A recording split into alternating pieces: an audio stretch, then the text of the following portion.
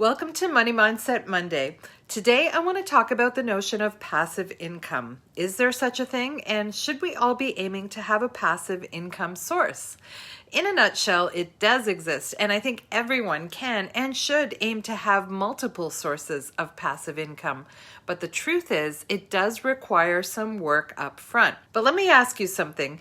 If you knew that in 2, 5, or even 10 years, you could be earning a living while sleeping or traveling, how much time would you put in during those first few years in setting up your businesses or other revenue streams to make that happen? Now, before you answer, I'm willing to bet that some of us need to first mentally accept that passive income is indeed possible for everyone. And that's the long-term goal of all my money mindset talks. I personally learned about this passive income concept really late in life. Tim Ferriss released a popular book around 2007 called The 4-Hour Workweek, and it reframed the nature of work and passive income for me. I used to think it was just for rich people. It took me until 2020 to actually start implementing some of the strategies I learned of in his book, like leaving my job where I was trading my time for money, the opposite of passive income, something I, like most of us, actually had no choice about in the spring of 2020, as well as hiring a virtual assistant, a VA, to delegate tasks to,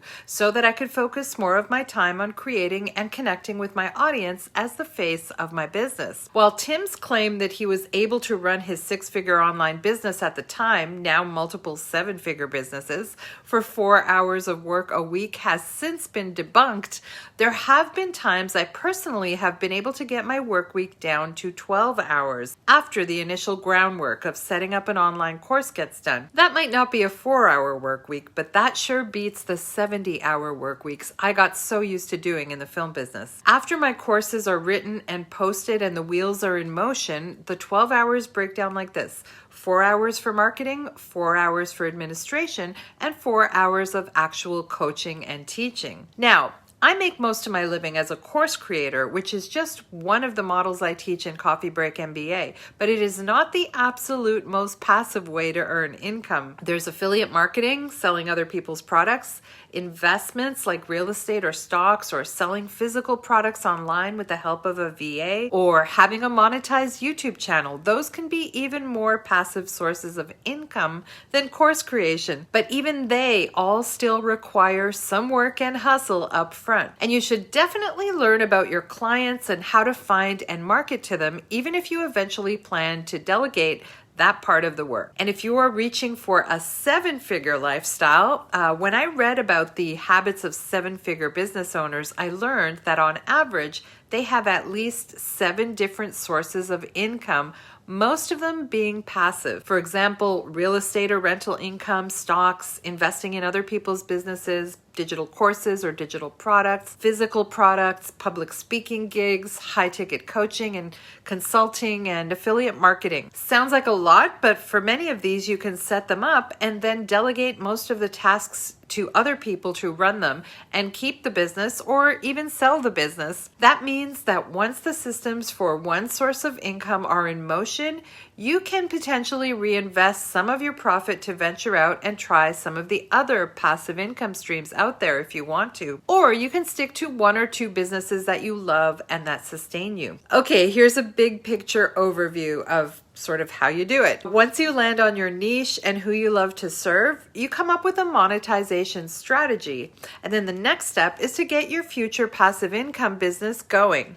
This early work involves setting up the business as a legal entity, creating the sales mechanism, possibly a website. I still don't have a website. I use Samcart. Planning your marketing strategy, getting your first clients, and ensuring the whole funnel of your customer experience is working smoothly. Once the business is at a certain level, some online business models almost start to run themselves because you can expand your team to run various aspects of it: the marketing, the sales, the social media, the customer service, administration, etc., and progressively free up your time to execute on the aspects of your business and your life that you love doing the most. What is your time worth now? If you're selling your time for $25, $50, or even $100 an hour right now to help someone else make money, how much potential passive income of your own are you denying yourself by not moving forward with your online business ideas? Now look, not every idea or every business is going to take off right away, so you do need to give yourself permission to fail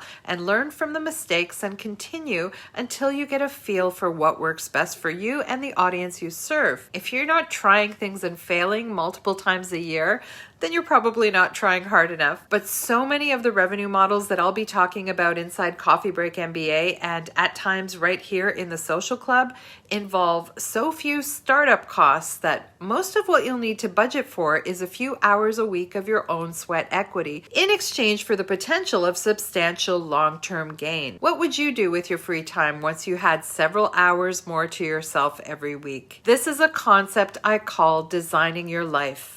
When all your income sources are not passive, you are at the mercy of someone else's clock and schedule, and therefore don't have the freedom to design your own life. Sounds obvious, but it took decades for just the idea of that to land for me. With some planning, deciding on your passive income goal and strategy, and how many hours you'll invest per week on getting the wheels in motion, you can certainly create an exit strategy to transition yourself from trading the time for money life to the kind of life that only really becomes possible with passive income sources. But first, you need to understand and believe that it is possible.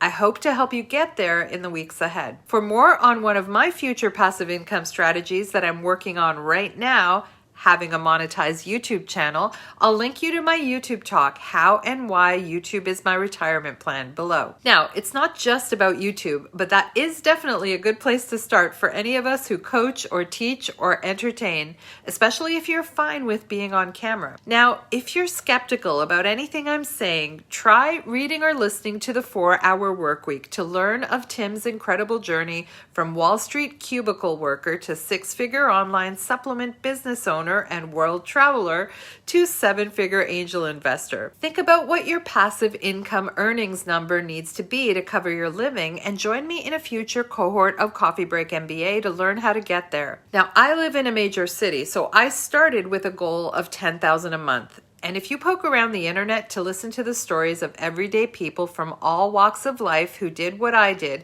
you will soon realize how doable that number can actually be. I've been at this for almost 5 years, and my businesses are not fully passive just yet, but they are consistent enough to rely on as a way to design my life for at least half the year. What's your passive income number? How can you design your life now to help you get to the life you want to have in about 5 years? Think about it. Happy Monday.